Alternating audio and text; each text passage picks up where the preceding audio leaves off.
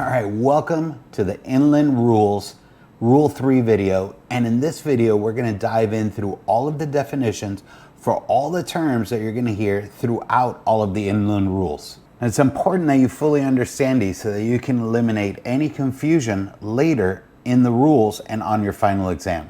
Now let's go through and break down the rules sentence by sentence to make sure that you fully understand what everything means.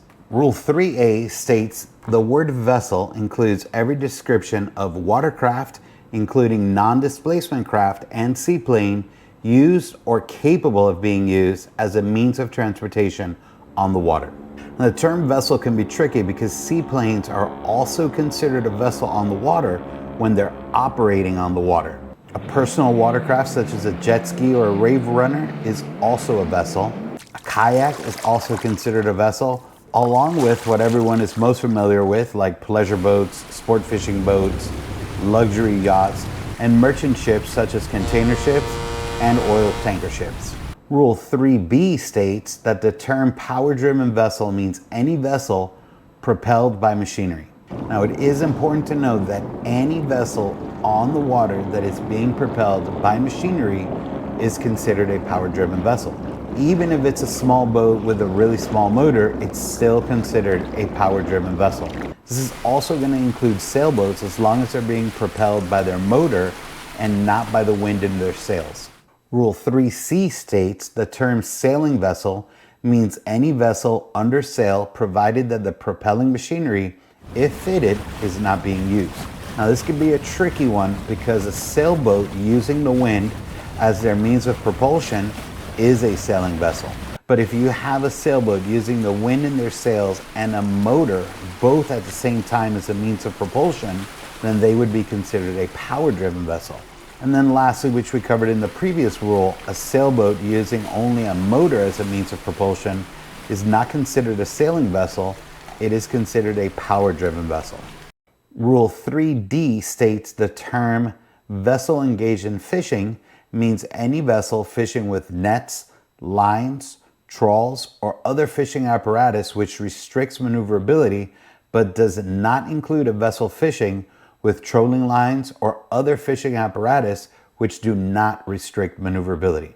Now this rule can be a little tricky. Just because a boat is fishing either with fishing rods and reels or even with trolling lines, they're not considered to be a vessel engaged in fishing. And this is because they could still maneuver and get out of the way if a risk of collision were to be present. The key for vessels engaged in fishing is that they are using nets which are spread out for a long distance around or behind the boat. And these nets, when being hauled in or fished, make it nearly impossible for the vessel to maneuver effectively. The key to this rule to remember for the final exam is that the vessels need to be using nets or trawls or any other fishing apparatus which really restricts the maneuverability of that vessel. Rule 3E states the word seaplane includes any aircraft designed to maneuver on the water. Now this is a pretty self-explanatory one, and we covered this in Rule 3A. If a plane is designed to maneuver on the water, it is considered a seaplane. Then when they're taking off or landing or operating on the water, they are considered a power-driven vessel as long as they are operating on the water. Rule 3F states the term vessel not in command means a vessel which through some exceptional circumstance is unable to maneuver as required by the rules and is therefore unable to keep out of the way of another vessel. Now this rule can be a little tricky because instantly you think when you hear a vessel not under command that that vessel doesn't have a captain or someone in charge. And what this really means is that this vessel cannot move due to some exceptional circumstance. And what that means is think of it as if this vessel had a mechanical issue that was preventing it from being controlled or propelled. Now this can include many things, but really the most common would be if the vessel lost its means of propulsion or it lost its ability to control their rudder system, meaning they can't steer the vessel, or a vessel may even have an electrical issue where they lose power and then they have no ability to control anything on the vessel. Rule 3G states the term vessel restricted in her ability to maneuver means a vessel in which from the nature of her work is restricted in her ability to maneuver as required by the rules and is therefore unable to keep out of the way of another vessel. Vessels restricted in their ability to maneuver include but are not limited to a vessel engaged in laying, servicing, or picking up a navigational mark, submarine cable, or pipeline, a vessel engaged in dredging, surveying, or underwater operations, a vessel engaged in replenishment or transferring provisions, persons, or cargo while underway at sea, a vessel engaged in the launching or recovery of aircraft, a vessel engaged in mine clearance operations, and a vessel engaged in towing operations, such as that it severely restricts the towing vessel and her tow in their ability to deviate from their course. Rule 3H states the word underway means that a vessel is not at anchor or made fast to shore or aground. The easiest way to remember this is that for a vessel to be underway, they must be able to drift freely. It can't be anchored or tied off to a dock because that would not allow them to drift freely. Rule 3I states the words length and breadth of a vessel mean her length overall and greatest breadth. Now let's take a look at this in a visual to ensure you understand the rule. The length refers to the length of the vessel from the bow to the stern, and the breadth refers to the width of the vessel from the port side to the starboard side. Rule 3J states, vessels shall be deemed to be in sight of one another only when can be observed visually from the other. Now, this is an easy one, but remember that for a vessel to be deemed in sight of one another, you have to be able to visually see the vessel with your eyes. So if you are in fog or restricted visibility and you're marking another vessel close to you on your radar, but you cannot see them with your eyes, then they are not considered to be in sight of one another.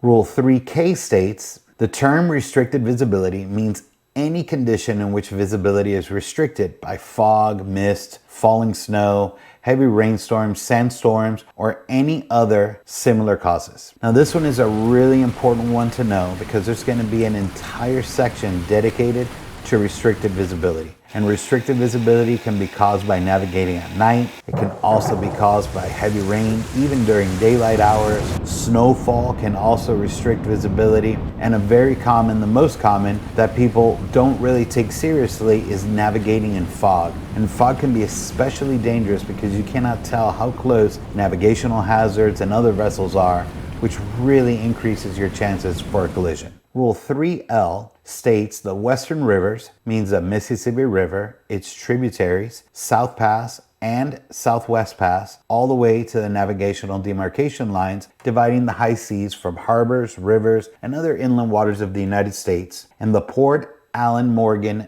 City alternate route, and the part of the Atchafalaya River above its junction with the Port Allen Morgan City alternate route, including the Old River and the Red River. Now, this is a really long one, so let's go ahead and break it down and ensure that you fully understand it. This map of the United States illustrates the Western Rivers. So let's go through the main ones to give you an idea of what the rules are referring to. The most common river that everybody knows is the Mississippi River. Then we have the Ohio River, the Illinois River, the Tennessee River, the Arkansas River, the Red River, and lastly, the Missouri River. The next part of the rule is referring to areas in Louisiana. The Southwest Pass refers to the second exit of the Mississippi River into the Gulf of America that exits in a southwesterly direction. And the South Pass is the exit of the Mississippi River that exits towards a south direction. And then the rule states that it covers all the way up to the navigational demarcation lines, which divide the high seas from the harbors, rivers, and other inland waters.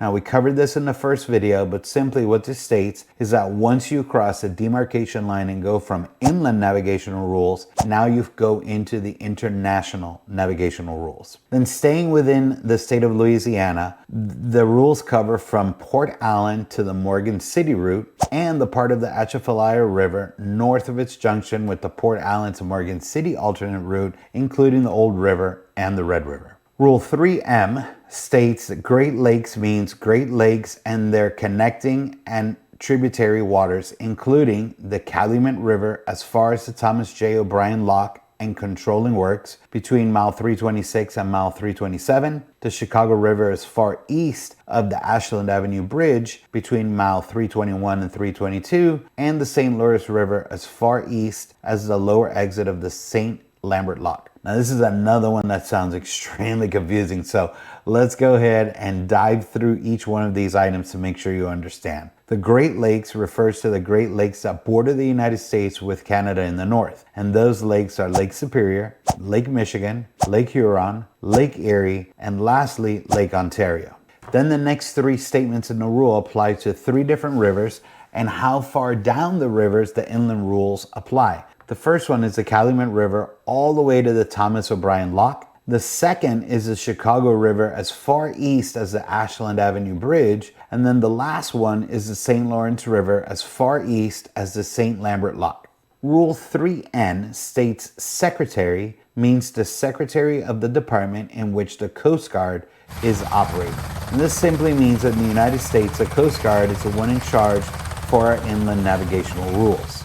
Rule 3.0 states inland waters means the navigable waters of the United States shoreward of the navigational demarcation lines dividing the high seas from harbors, rivers, and other inland waters of the United States and the waters of the Great Lakes on the United States side of the international boundary. The inland waters really is referring to just everything that we've already covered, the western rivers, the bodies of water that we covered in Louisiana, the Great Lakes and all the waters shoreward of the demarcation line. And to give you a visual of the demarcation lines and what they mean, let's take a look at this nautical chart for my area. The demarcation line is simply a boundary line between the inland navigational rules and the international navigational rules. And these are always going to be labeled in a pink line on your chart. And they're also going to be labeled in pink on your GPS or your chart plotter on your boat. Now on this chart here, you're going to notice that the pink lines all have arrows, and those are pointing to the edge of the gaps right here of the water in between the little islands. And this is the point where the boundary is between inland and international rules. So once you cross that line,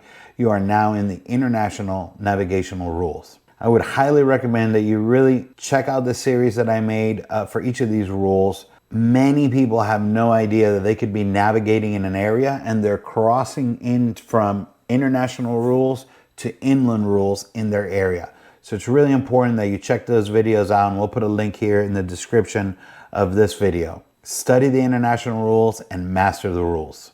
Rule 3P states inland rules or rules means the inland navigational rules and the annexes thereto, which govern the conduct of vessels and specify the lights, shapes, and sound signals that apply on the inland waters. Now, this is simply stating that there's different requirements for inland and international rules. So when you hear the term inland rules, then if you're in inland waters, the inland navigational rules apply to you. Rule 3Q states international regulations means the international regulations for preventing collisions at sea, which was created in 1972 and includes annexes currently in force for the United States. This is simply stating that there's going to be rules, right, for international waters, and those waters that are the ones that we spoke about that are beyond the demarcation line. So when you're navigating in waters beyond the demarcation line, you have to follow the COLREGS International navigational rules. All right, congratulations, you made it through that one. And I know that it seems like a lot of information, might seem a little confusing, but I'm going to tell you, I highly recommend you keep studying these notes, because all of these definitions are used throughout every one of the rules. And if you don't fully understand it, you're going to continue to have a hard time with every one of the rules going forward. So study it, learn it, get a good grasp of all of these definitions, and when you're ready, I'll be waiting for you in the next lesson.